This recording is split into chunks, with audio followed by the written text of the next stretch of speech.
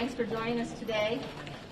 We've got a number of pieces of legislation that we continue to be very concerned about.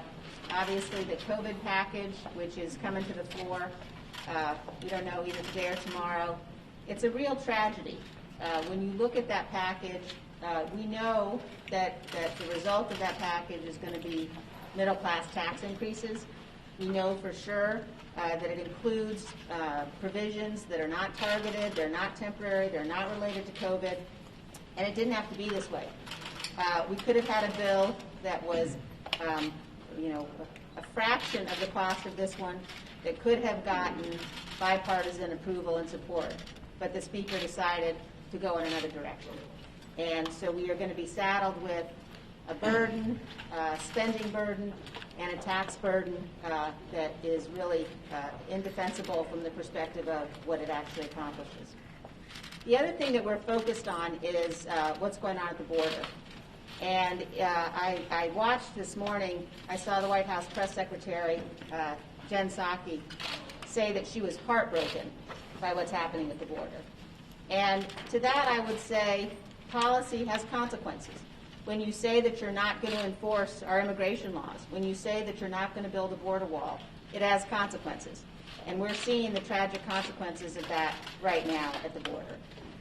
So we are going to be very focused as a conference on what's happening at the border, on working to make sure that as the Biden administration refuses to open schools, they have instead decided to open the border and to let in thousands of people potentially who have got COVID. You've got children at the border that have been separated again from their parents, and being heartbroken isn't a policy.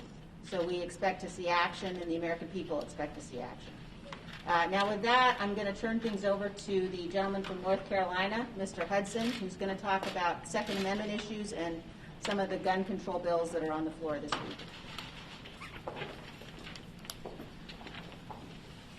Thank you very much. I'm Richard Hudson, North Carolina's 8th Congressional District. I'm also the conference secretary. Listen, I'm a father of a 5-year-old who's in school. I care deeply about gun violence, and I'm proud that the Republicans in Congress are very serious about ending gun violence. Unfortunately, the Democrats in Congress are not serious about ending gun violence. And it's obvious by the bills they're bringing to the floor this week, which would do nothing to have stopped a single mass shooting in this country, yet they threaten the rights of law-abiding citizens. The Republicans, when we were in the majority, passed meaningful legislation, including the Fix NICS Act, which would have stopped the church shooting in Texas, like the 21st Century Cures Act, which had the most meaningful mental health reform in a generation and dealt with communicating with parents of children in crisis. We also passed the Stop School Violence Act, which put $1 billion into hardening schools, into getting mental health resources to schools, and also into training of law enforcement. I actually have legislation I've introduced that will double the funding for the Stop School Violence Act. The Democrats have rushed 2 bills to the floor, no regular order, no hearing time. They have allowed no meaningful input from Republicans, and these bills, again, would have not stopped a single mass shooting. Not Newtown, not Charleston, not Parkland, not Las Vegas, not Sutherland Springs, would not have stopped the shooting of our former colleague Gabrielle Giffords because her shooter passed a background check. H.R. 8 fails to recognize the fact that every commercial gun sale in America requires a background check today. And H.R. 1446 creates delays for law-abiding citizens, could be indefinite, to acquire a weapon, and would not have closed the Charleston loophole. If you want to close the Charleston loophole, I direct you to Tom Rice's bill, H.R. 1518, which would, because the problem with the Charleston shooting was information sharing by law enforcement, and this bill allows that information sharing. Republicans have meaningful alternatives, and we have 6 bills that have been introduced last week and this week. We will be pushing to end gun violence. Our legislation will actually address this problem. The Democrats are concerned about taking away our Second Amendment rights, and the 2 bills this week will simply erode those rights. And so we're urging a no vote. Thank you. Thank you, Richard. Now I'd like to introduce Another member, the gentlelady from North Carolina, who's the Republican leader of the Education and Workforce Committee, Ms. Fox. Thank you, Madam Chairman. The Democrats will have you believe that their radical PRO Act protects the right to organize. All it does is protect the $1.6 billion that the labor unions donate to support left-wing organizations. While trying to garner support for this outrageous bill, I've heard Democrats argue that it's the unions that built the middle class. No, the unions didn't build the middle class. Entrepreneurs and individual workers in this country built the middle class. And what this bill does is take away their freedom, making unions bigger and individual freedom smaller. There are too many harmful provisions to list in this bill, so I'll highlight some of the more egregious ones. It overturns 27 states' right-to-work laws. It eliminates employees' rights to a secret ballot. It allows unions to boycott and picket nearly every business in America, whether they're subject to a union vote or not. The bill reinstates destructive Obama-era regulations, includes California's controversial AB 5 with 0 exemptions, which will deprive millions of Americans the opportunity to work independently and start their own businesses. This provision is particularly ill-advised since many Americans during COVID, like working parents, are taking advantage of the flexibility the independent contracting model offers. At a time when employers and workers are forced to tighten their purse strings, it's unconscionable that Democrats are pushing a bill that would take millions from workers' paychecks and employers. It also forces workers to hand over their private personal information to a union. AFL-CIO President Trumka testified last Congress that unions will be able to go after workers, quote, in the grocery store and at their homes. This is not the way America operates. This personal information could very well be shared with third parties, subjecting workers and their families to even more unwanted attention and harassment. The bill increases the risk of union corruption and wrongdoing. Federal investigators recently finished their investigation of the UAW, where senior union leaders embezzled workers' hard-earned union dues for personal expenses. Don't forget, federal law already protects employees' right to organize, and Republicans respect this right. Any reforms to the U.S. labor laws should help workers, not union bosses. Now's not the time to reward union bosses and liberal activists with political favors. Our focus should be on reopening schools and rebuilding the economy so all Americans have the opportunity to succeed. Thank you. Thank you, Virginia. And now we have one of our new members from Iowa, Ashley Hinson, who's going to talk about legislation she has to restore our schools, get schools back open again. Good morning, everybody. Ashley Hinson from Iowa's 1st District, and I come to you today as a working mom of 2 school-aged kids. We need to get our schools back open. When I look at the last year, it's been quite the year, and the toll we've faced, especially when it comes to our young people, is staggering. The mental health visits for our young people as young as 5 are increasing at a dramatic pace. They're ending up in our emergency rooms. When I look at why kids need to be in school, it's more than reading, writing, and arithmetic. It's for the social interaction. It's for the stable environment that they can be in. They need to maybe get out of a violent situation. They might be looking for that next meal. The kids need to be back in school. We're now hearing as well that there are additional challenges where we're finding students have fallen off the grid. We don't know where these students are. They've gone missing. Simply stop logging on for virtual school. That's unacceptable. Teachers don't know where they are, and the fact that they've fallen off the grid is entirely abhorrent as a working mom. School enrollment is also dropping. Now that we're 1 year into this pandemic, it's quickly turning into 2 for many school districts around the country.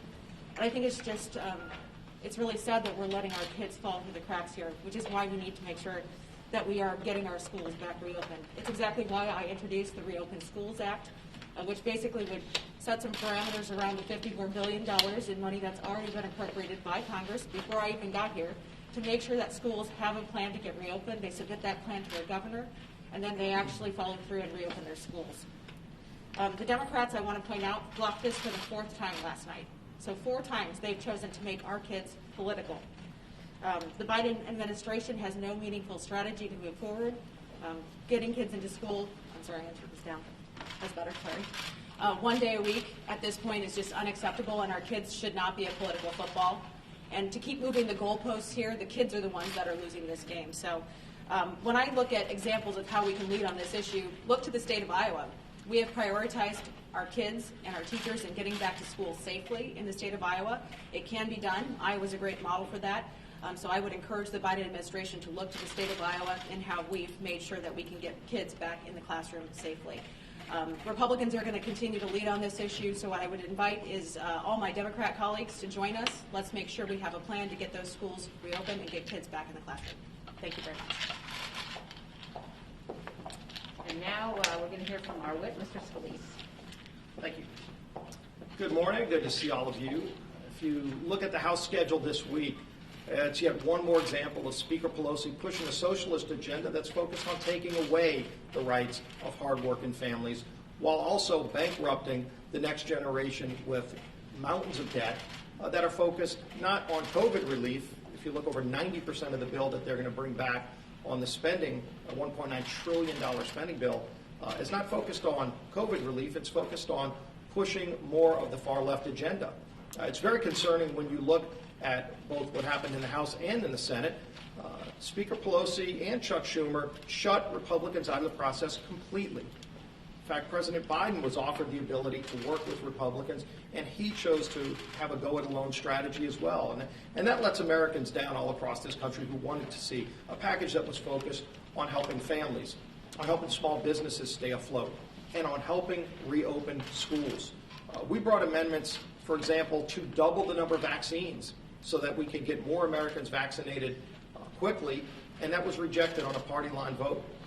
There was an amendment in the Senate to say that felons in prison shouldn't be able to get taxpayer checks, and that was voted down on a party line vote. So clearly, when you look at the priorities of Speaker Pelosi, it's to spend as much money as quickly as possible on her socialist agenda and to turn her backs on those of us who want to work together to confront this virus and to safely reopen our economy and our schools. You could just look at the crisis on the border. It's a major, major national scandal. Jay Johnson, the Obama Homeland Security Secretary, once said that if there were 1,000 or more illegal crossings, that was a bad day.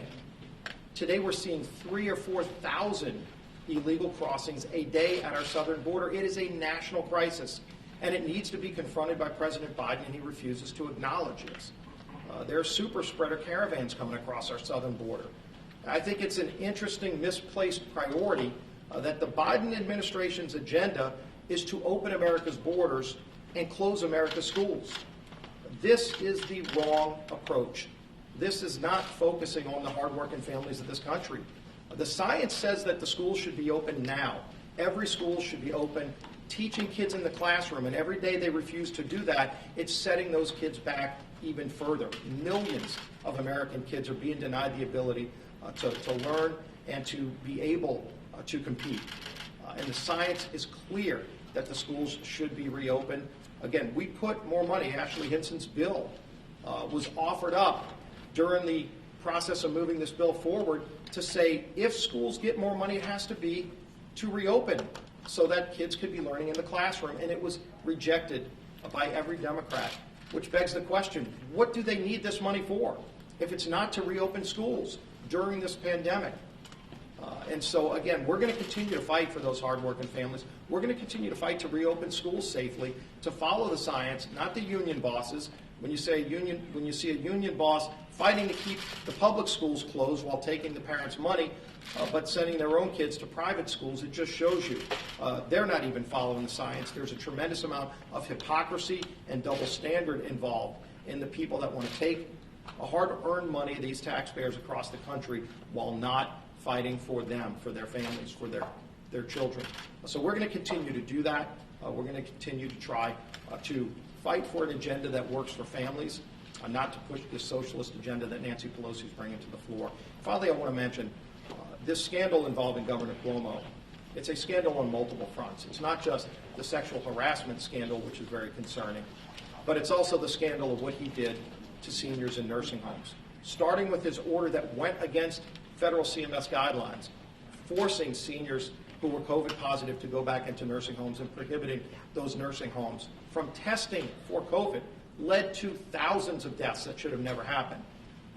The Select Subcommittee on Coronavirus Republicans back in June started asking Governor Cuomo for the data. He refused back then, called us names, seems to have a pattern of bullying, but he never gave those families an answer. We are continuing to fight for those families who deserve an answer. It's recently come out that not only did he potentially obstruct justice in hiding the data, but he may have actually directed his own employees to manipulate the data, to lie about the number of deaths that could have been used to help prevent more deaths. And so I would call on President Biden to rescind his designation of Governor Cuomo as the gold standard for COVID leadership. That's not the gold standard. That is an epic failure that led to the deaths of thousands of people, and Governor Cuomo needs to come clean with the American people, with the people of New York, parents, children who lost their grandparents and their parents, who demand answers, who deserve answers to that data. And we're going to continue fighting for those families. With that, why don't we open up? I have a question for you on these suspension bills last night. Democrats pulled 13 bills from the floor because a number of Republicans were threatening to force roll call votes amid just a broader frustration around how the House is being run in the majority. Do you agree with that strategy? And are you worried about going down this path? Because one of the bills was one that you were a sponsor of. Yeah, look, there's concern about what's happening on the floor, but just look at this week. 10 of the 11 bills being brought to the floor this week did not even go through committee. And you've seen this pattern by Speaker Pelosi, who famously said years ago, you got to pass the bill to find out what's in it.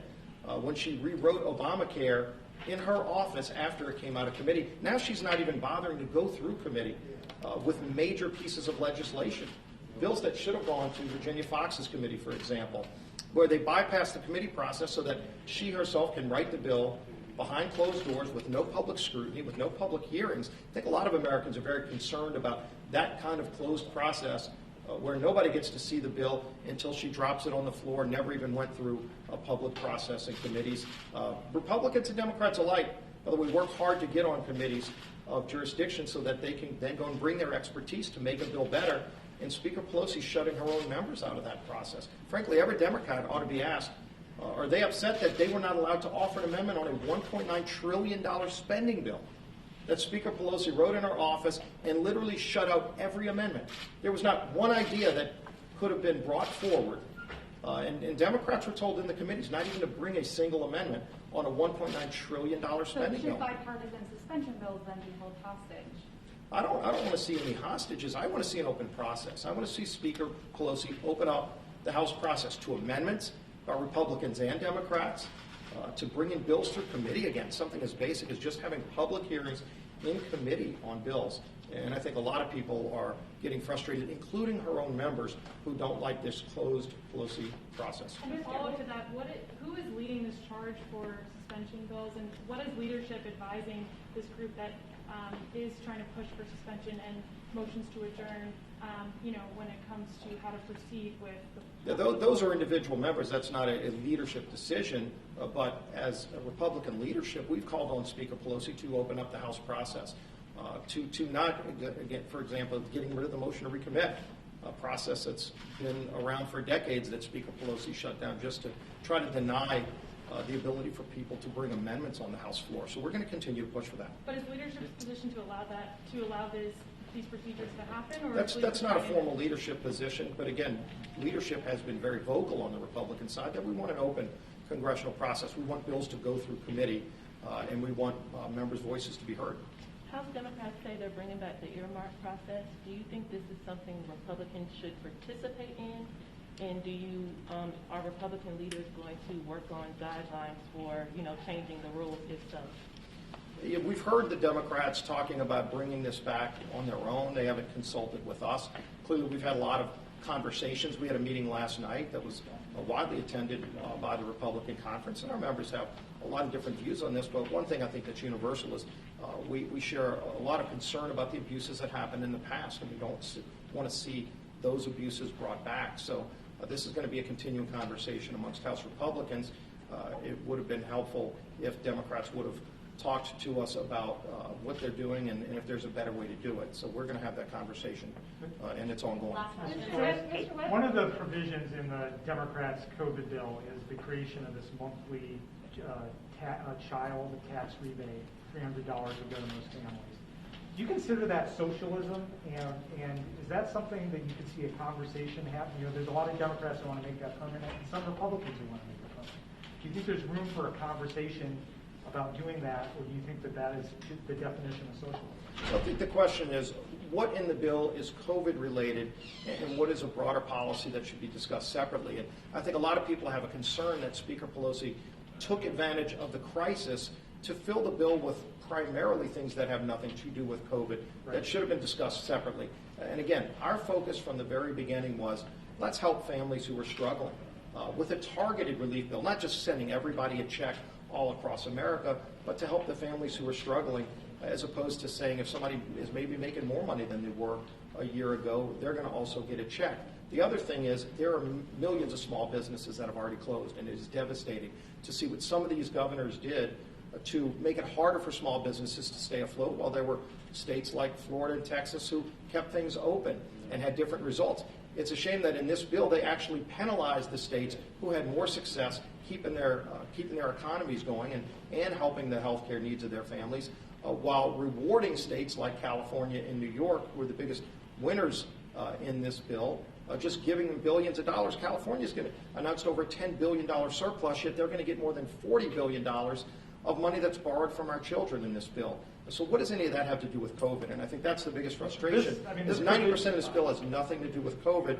Whether it's a good idea or not needs to be debated independently. Don't take advantage of a crisis to try to ram through a socialist. Are you concerned that Republicans have a hard time rolling that back now that it's going to be in law probably tomorrow, later this week?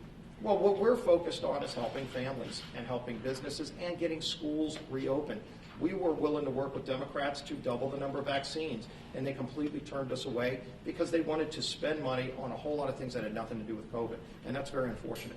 Well, we appreciate it. We'll take one more. I was wondering if you might be able to weigh in on the former president's cease and desist letter and what kind of role you see him playing in campaigns, since he doesn't want his image like this used for fundraising purposes. Yeah, and that was a new policy that he rolled out. Ultimately, President Trump's going to decide what kind of role he wants to play in elections in the future. I know we're focused on winning the House back, and if you look, the NRCC outraised the Democrats, the DCCC, in January, and it shows you people recognize that Speaker Pelosi's socialist agenda is bad for America, and it's way out of touch with the mainstream of this country, and we're going to keep working to get the House back and raise the money it takes to elect more good candidates like Ashley Hinson here, who's already a leader helping fighting to reopen schools. So we're going to continue fighting for hardworking families while they continue to promote a socialist agenda. Thank you. Thank you.